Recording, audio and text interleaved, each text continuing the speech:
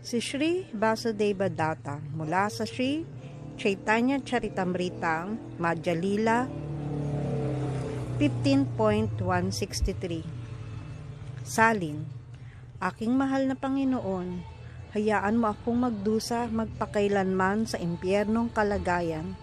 Tinatanggap ang lahat ng mga kasalanan ng lahat ng nilalang. Pakitapos mo ang kanilang materyal na sakit sa buhay. Paliwanag.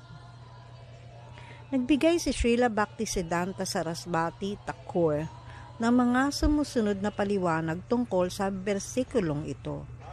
Sa kanluraning mga bansa, naniniwala ang mga Kristiyano na si Panginoong Hesukristo, ang kanilang espiritual na guro, ay nagpakita upang alisin ang lahat ng kasalanan ng kanyang mga tagasunod. Para sa layuning ito, nagpakita at naglaho si Jesus.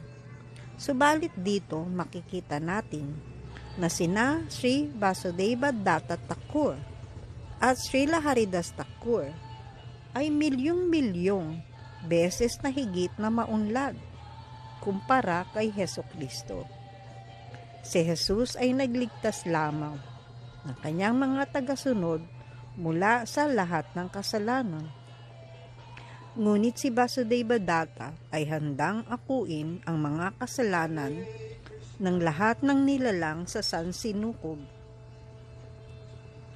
Ang isang Vaishnava ay napaka-liberal, handang magsakripisyo ng lahat upang iligtas ang mga kaluluwang nadinlang mula sa material na pagkabihag. Alam na alam ni Srila Vasudeva Datta na si Sri Chaitanya Mahaprabhu ang orihinal na Diyos. Siya ang transcendence mismo, nasa itaas ng material na ilusyon at maya. Bagamat si Hesukristo ay tiyak na pinatawad ang mga kasalanan ng kanyang mga tagasunod, hindi ito nangangahulugan na ganap niyang iniligtas sila mula sa mga pasakit ng material na pag-iral. Maaring mapalaya ang isang tao mula sa kasalanan sa isang pagkakataon. Ngunit, kaugalian ng mga Kristiyano na ipagtapat ang kanilang mga kasalanan at muling gawin ang mga ito. Sa ganitong paraan, hindi nila makakamit ang kalayaan mula sa pasakit ng material na pag-iral. Ang isang may sakit ay maaring pumunta sa doktor para sa kaginhawahan. Ngunit pagkatapos niyang lumabas ng ospital, maaari siyang muling mahawaan dahil sa maruming mga kaugalian. Kaya't nagpapatuloy ang material na pag-iral. Nais ni Srila Vasudeva Datta na lubos na mapalaya ang mga nalinlang na kaluluwa mula sa material na pag-iral upang wala na silang pagkakataong magkasala muli. Ito ang kaibahan ni Srila Vasudeva Datta kay Hesukristo.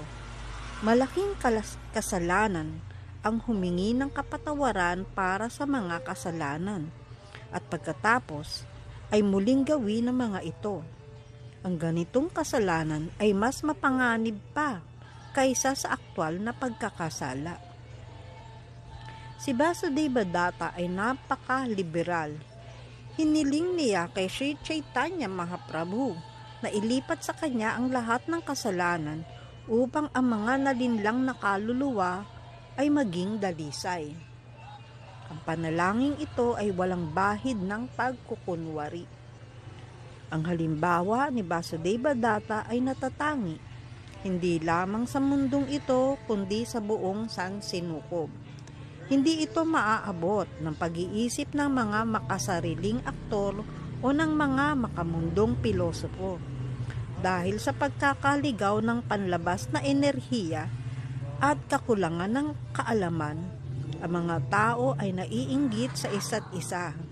Dahil dito, sila ay nasasangkot sa makasariling pagkilos at sinisikap nilang makatakas dito sa pamamagitan ng mga haka-haka. Sa huli, ang parehong karmis o gumagawa ng aksyon at gyani.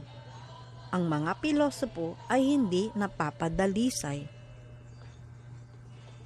Ang Mayavadis at karmis ay dapat bumaling sa dakilang Vasudevadatta na handang magdusa para sa iba sa impyernong kalagayan. Hindi dapat isiping si Vasudevadatta ay isang karaniwang pilantropo. Hindi siya interesado sa pagsanib sa Brahman effulgence o sa material na karangalan. Siya ay isang pinakadakilang personalidad na nagnais magpakita ng awa sa mga nalinlang na kaluluwa. Tunay na hindi maihahambing si Vasudevadatta. Siya ay isang Vaishnava para dukha dukhi.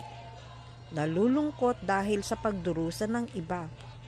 Ang kanyang presensya ay nagpapadalisay sa mundo at ang mga nalinlang na kaluluwa ay naluluwalhati rin. Si Vasudevadatta ay ang huwarang alagad ni Sri Chaitanya. Ang sino mang sumusunod sa misyon ni Sri Chaitanya Mahaprabhu ay dapat ituring na walang hanggang napalaya. Siya ay isang transcendental na personalidad na hindi kabilang sa mundong material. Ang gayong deboto ay kasing mapagbigay ni Sri Chaitanya Mahaprabhu mismo. Ang gayong personalidad ay tunay na kumakatawan kay Sri Chaitanya Mahaprabhu sapagkat ang kanyang puso ay laging puno ng habag para sa mga nalinlang na kaluluwa. Haribol!